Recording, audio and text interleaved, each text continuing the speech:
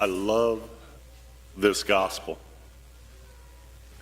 And the reason that I love this gospel is, if you picture the scene, Jesus is like Harry Mason times 100. And I don't know if there are a lot of you that don't get that reference. I apologize. But if you remember,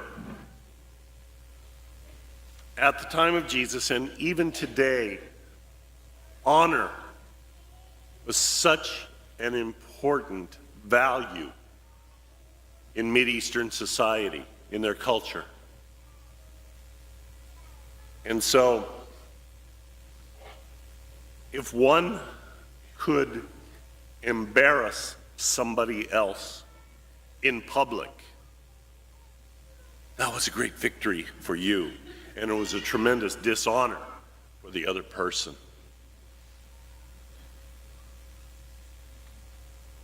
And so, the disciples of the Pharisees, they came to Jesus, and you notice the first thing they did was they tried to build him up. We know that you're an honest man. We know, that you will deal with things fairly. Lifting him up, getting ready to try and knock him down.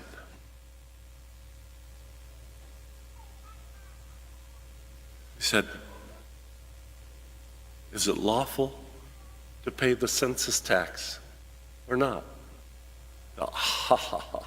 We've got him here. Because if he says yes, well then, the people are not going to appreciate that. He's not on their side. He doesn't understand what it means to be oppressed by the Romans. And if he says, no, it's not lawful,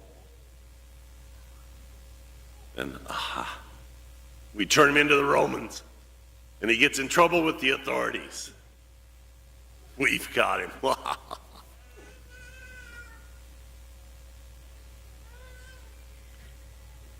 And Jesus says simply, okay, show me the coin that is used to pay the census tax. And a couple of them reached into their pocket, and they pulled out this little Roman coin. It wasn't worth very much. And everybody that was watching, you could just picture this, just went, ooh. Because the census tax was required to be paid with Roman money. It was just another way that Rome kind of tweaked the people that they had conquered. Just kind of reminding them that we're Rome and you're not. So the Jews would have to change part of their money to have a Roman coin. But the Romans considered Caesar a god. And Jews were forbidden to have images of false gods. I alone am God, says the Lord. You shall have no other gods besides me. So, Jews, if they carried around Roman money, they were carrying images of false gods. And so here are these supposedly very righteous religious people trying to trap Jesus. And Jesus, without saying a word, he simply says, whose image is on the coin? Caesar's. Oh. And Jesus goes, yeah. Oh. And those who had tried to trap him were instead shamed.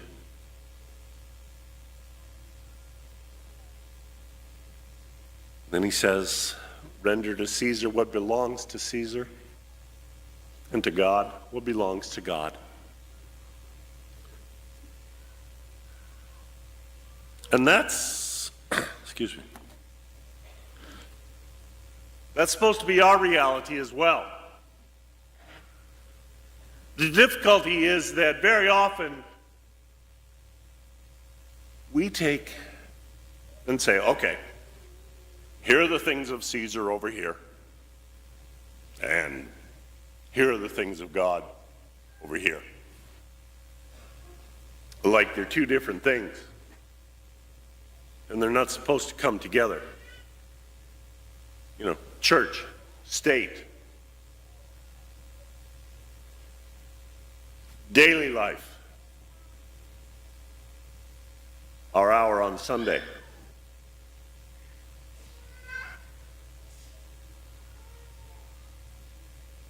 Church shouldn't be into politics,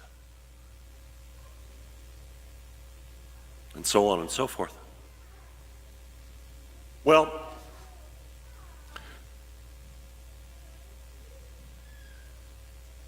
what we are reminded of in the first reading with Isaiah is that everything, just this part over here, everything belongs to God. God is involved in all of it, not just the religious stuff, not just the churchy stuff. And we're the ones that sometimes forget that. The first reading, Isaiah is speaking a prophecy of praise to a pagan leader, Cyrus, the king of Persia. Because it is Cyrus who is going to conquer Babylon. Babylon, if you remember, had taken the Jewish people captive, taken them from their land, and were forcing them to live in Babylon. Cyrus came along, conquered the Babylonians, and let the Jews go back to Judea.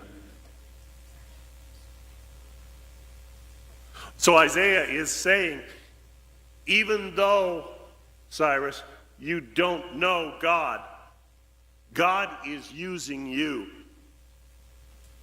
to do his work. Even though you do not worship God, that doesn't stop God from allowing you to be the instrument of his work.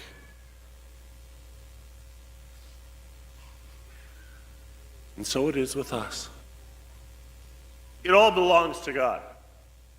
Whether we let God in or not is up to us.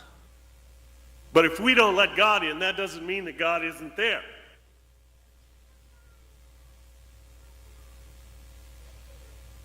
As I said at the beginning of Mass, we can't take God and say, okay, you're in this compartment, but you really don't have anything to do with the rest of my life. Oh, yes, he does. And if we don't see it, then we're the foolish ones.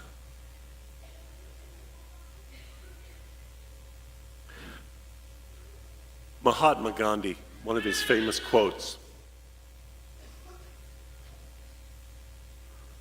he said, these are the roots of violence. I've also seen it referred to as 7 social sins.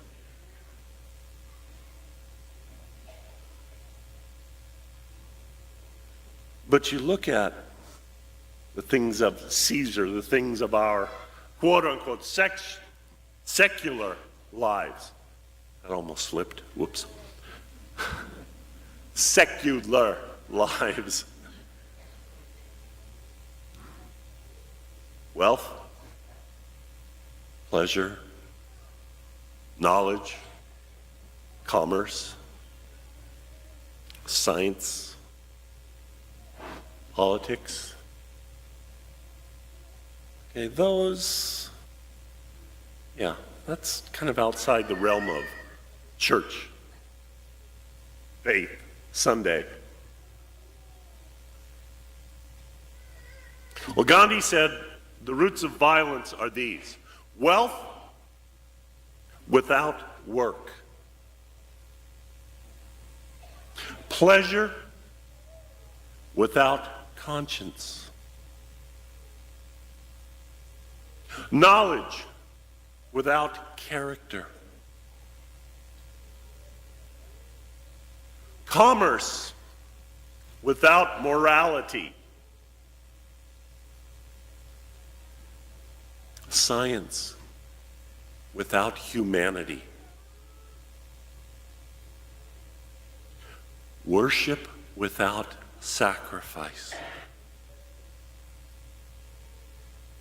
and politics without principles.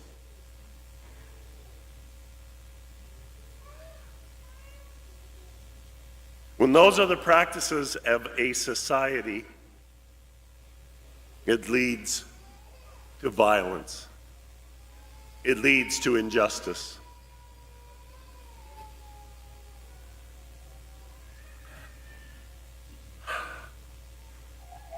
Wealth without work, pleasure without conscience, never having a sense of pleasure is not an end in itself. Knowledge without character. We faced this different times, and we face it today with our technology expanding and moving forward so fast. The questions becoming, because we can do something, does that mean that we should do something?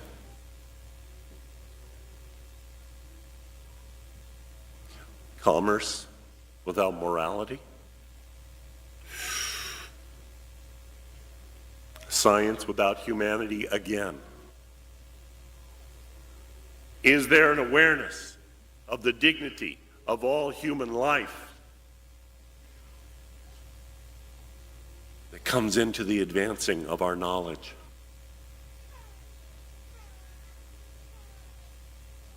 Worship without sacrifice?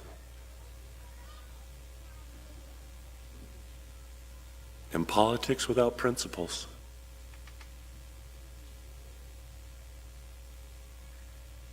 Those are the things of God: work, conscience, character, morality, humanity, sacrifice, principles. And we can't just push those off to one corner and say, wait for church.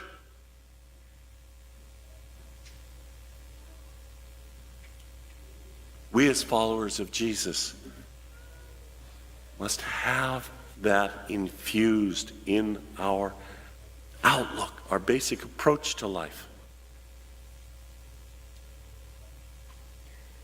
The old test, the word is test. The old test is, do my politics dictate my faith? Or does my faith dictate my politics? Because we don't keep them separate. Is the gospel message, the call to discipleship, the call call of Jesus to love God, to love your neighbor, does that form the foundation of our principles at work, with our neighbors, with our family?